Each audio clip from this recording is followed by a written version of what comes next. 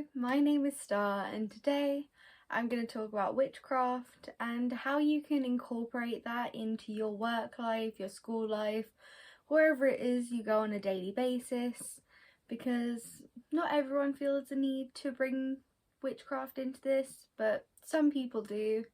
I personally do. So I figured I'd give you a few ways that you might go about doing that. So the first way that I've thought of is crystals and crystal necklaces. Now this is probably one of the most common ways that you might hear, but basically every day you would kind of pick your intention for the day, I suppose, and find a crystal that kind of corresponds with that.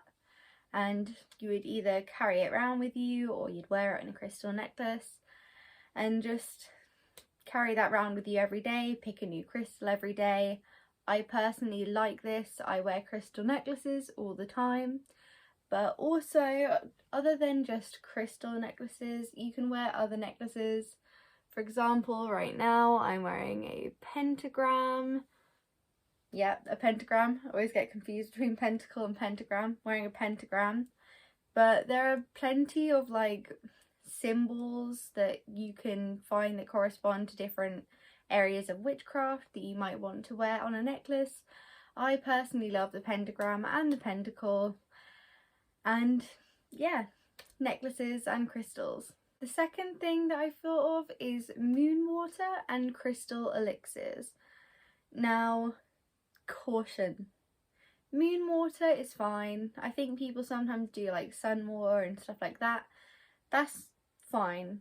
You would just take a jar of water and you'd put it out to sit in the moonlight and charge with the moon's energy, and you could drink that during the day. That's perfectly safe. Now when we move to crystal elixirs, this is where you absolutely need to be careful if you are consuming this. Please. Not all crystals can go in water. They may release harmful chemicals and things that you do not want to consume. So what you would want to do is always look up the crystals you are using, and if it's safe, you may put it in the water when making crystal elixirs. If not, put a barrier between it and the water. So put it in a little bowl inside the water so that it doesn't make direct contact with the water, but so that the energy of the crystal can still get to the water, because my god, do not consume a crystal elixir if you don't know if the crystal is safe or not. Always look it up. It could go so wrong. Just please be safe and careful when using crystals near water. Another way is sigils. I really like sigils. I personally can't wear them for what I do in school, college, but some people may be able to, and basically you would just put the symbol on your body somewhere. I normally put it on my wrist. If you don't know what a sigil is just a symbol that represents a phrase. So for example, it could represent I am confident, or I am grounded, or something like that, and it's just written into a symbol. And you might want to use other people's, or you can make your own. If you don't know how to make them, I have a video on this. But I personally really like sigils, and if I could wear them, I would wear them every day. But I think that's a really useful way that you can use them. I would personally put them in a place that you can see them all the time, which is why I say the wrist, the hands, stuff like that, because that means that you are able to look at it and kind of bring that through your head a little more, and you think about it more, which is just helpful, isn't it? Another thing is positive affirmation. I think this is something that's really overlooked, but it's so important, and you probably use it all the time if you do spell work and things like that. Positive affirmation is I love it.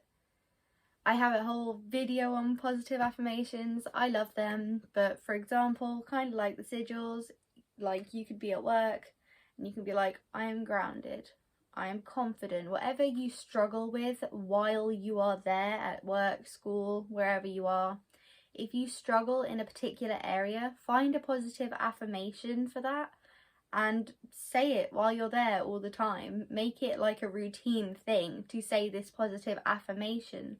That way, over time, you will build confidence in that thing and you may improve in that area. I love them and they work so great. I really recommend it. Another thing is colour correspondences. Now, if you wear what you please, this is perfect. So, as we should know, colours each have their own correspondences. For example, black is like warding off negative energies, yellow is like learning and joy and things like that. Now that I'm trying to think of colours, I literally can't think of anything. But colours each have their own correspondences, and every day you could wear a different colour to represent what it is you're aiming for the day. Now this is obviously, if you don't pick what you wear, you can't really do this unless you incorporate it into like something else like socks, or if you wear makeup, or if you bring certain items to school, like let's say pens and things, you could use a certain colour if you can do that. But I like colour correspondences. My favourite colour is black. I use it all the time. My absolute favourite. But everyone can just do this in a different way, I suppose. I personally like to do it through clothing, but this is just one way that you can do that. Another thing you can do is ground yourself. Now again, I think this is kind of an overlooked thing, but if you find there's a time where not much is going on, maybe take some time to just ground yourself. During the day, things can just seem like they're in such a flurry and your mind can be everywhere. And sometimes you just need a second to actually be able to just focus on yourself and ground yourself. And it just helps you improve your skill, especially if you can do this in a time where things start to get hectic, because we can't always be in a situation where things aren't busy. Sometimes things are going to be hectic and horrible, and if you can learn to ground yourself while you are in these situations, it's not just good spiritually, but it can be very good just for practically for normal situations. It's a really good skill to learn to ground yourself. Another way you can do this is through scent. Now, I don't know if this is talked about very much. I've only just thought of it on the spot right now, so I thought I would record it. But obviously, with essential oils and things, they all have their own correspondences. I personally love lavender because I'm basic, but I really love lavender. I love rosemary. I like soothing scents. But you can take an essential oil and whatever correspondences that you're looking for the day, and just make, like, obviously don't just put pure essential oil on your skin because that can have a bad reaction, but dilute it. That's the word, I think. Dilute it before you put it on your skin. But it can just be a subtle way, especially if not everyone knows that you practice. It can be a subtle way for you to do it where other people won't be like, you're a witch, but you know, and other people might be like, oh, you smell nice, and you're just sitting there like, I know. Thank you so much for watching. I hope this is helpful. These are just a few things that I either do or I wish I could do. And obviously not all of these are going to work for you. It's whatever you choose to do. But these are just a few ideas, and I'll see you in another video. Bye!